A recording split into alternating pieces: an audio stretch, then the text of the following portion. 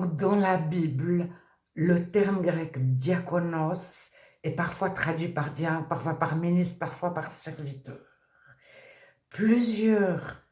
Les protestants et les évangéliques, tous les protestants, toutes les églises de frères et toutes les églises évangéliques disent nous nous basons sur la Bible et nous reprenons ce qui est écrit dans la Bible pour faire notre hiérarchie, notre organisation d'église. Alors, jusque-là, pas de souci, mais parfois la personne est persuadée que c'est écrit dans la Bible. Mais il suffit de changer de traduction et c'est plus écrit la même chose. Et parfois, c'est encore plus subtil. Ce qui est décrit dans la Bible ne correspond absolument pas à l'idée que la personne se fait d'un diacre ou d'un pasteur ou d'un ministre ou d'un serviteur de Dieu. Et si une personne habite dans un certain contexte culturel, elle a vu pendant 20 ans que le pasteur fait ceci, cela, et quand on lui demande dans la Bible, voilà le mot pasteur, elle l'associe à ce qu'elle connaît. Alors, que font réellement les ministres, diacres, serviteurs, en grec il n'y a qu'un mot, diakonos, de la Bible? Ils servent, ils font des travaux de serviteurs, des travaux domestiques. Autant les ministres, les diacres que les serviteurs, puisque c'est une seule fonction. Et les travaux domestiques peuvent aller de préparer le repas à être le secrétaire particulier de Paul et à répondre aux lettres qu'il reçoit. Et à accueillir des chrétiens dans sa maison, des chrétiens en fuite ou des chrétiens en voyage. Alors, accueillir des chrétiens dans sa maison, le travail de la femme, c'est de préparer de quoi dormir, de quoi manger, etc. Et l'homme préparait avec la femme, enfin, je ne parle pas d'époux et d'épouses, les hommes comme les femmes s'activaient aux soins domestiques. Ils faisaient ce que les esclaves font.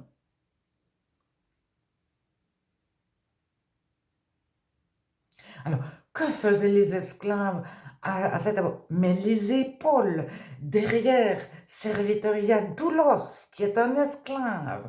Et à un moment donné, je ne sais plus le terme en grec, mais c'est un terme qu'on utilisait pour les esclaves aux galères. Et Paul se situe en tant que doulos, esclave, doulos, douleur.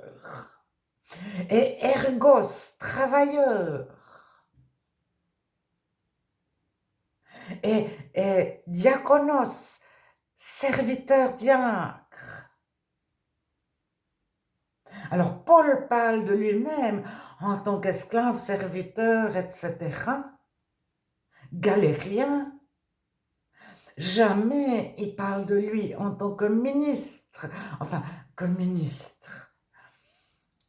Qu'est-ce qu'un ministre? Mais normalement, quand on élit quelqu'un, le politicien dans une démocratie est au service du peuple. Donc, le ministre est au service du peuple.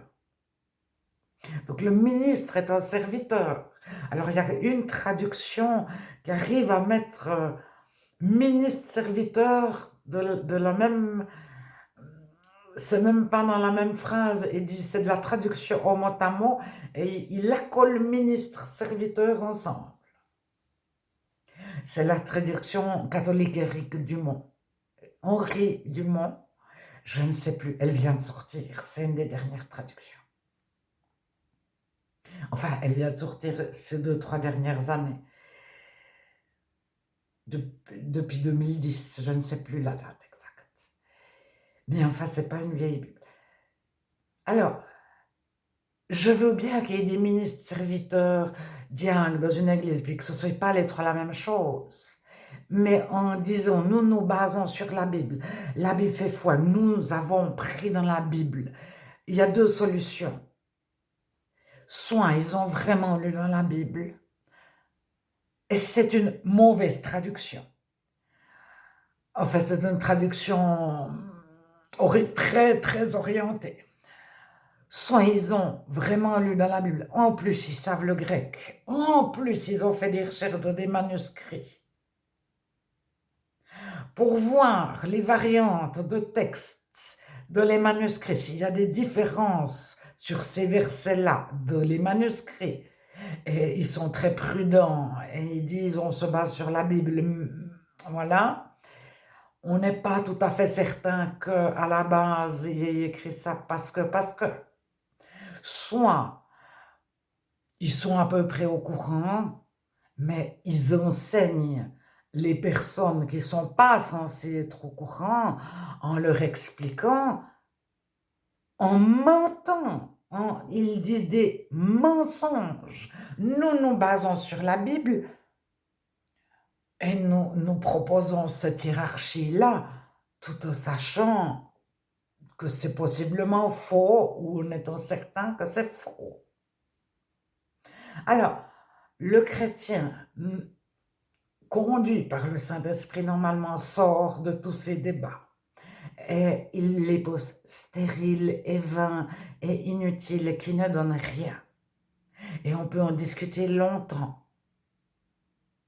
Et ils trouvent, soyez soumis les uns aux autres, voilà, mais ou les uns aux autres entre chrétiens. Donc celui qui ment, puis qui n'est pas chrétien, puis qui essaie de nous imposer son truc, on ne se soumet pas à lui. Alors là, ça devient compliqué.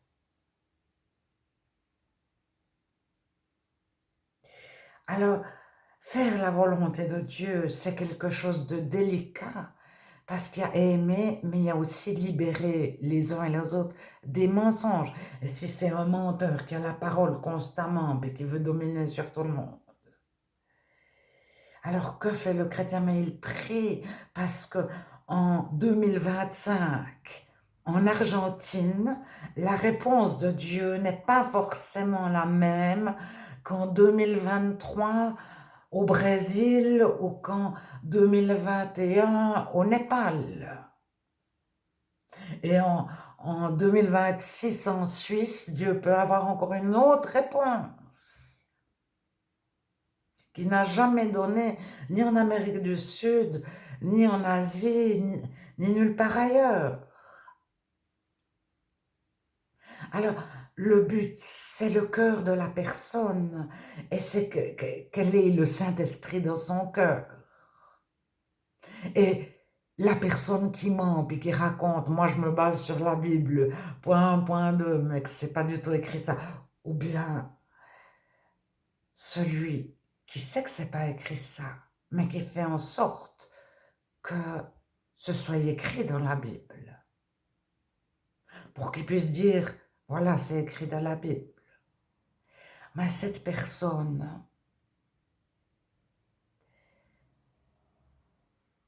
Dieu souhaite tout autant se réconcilier avec elle, qu'elle se réconcilie avec Dieu, qu'il se réconcilie avec Dieu.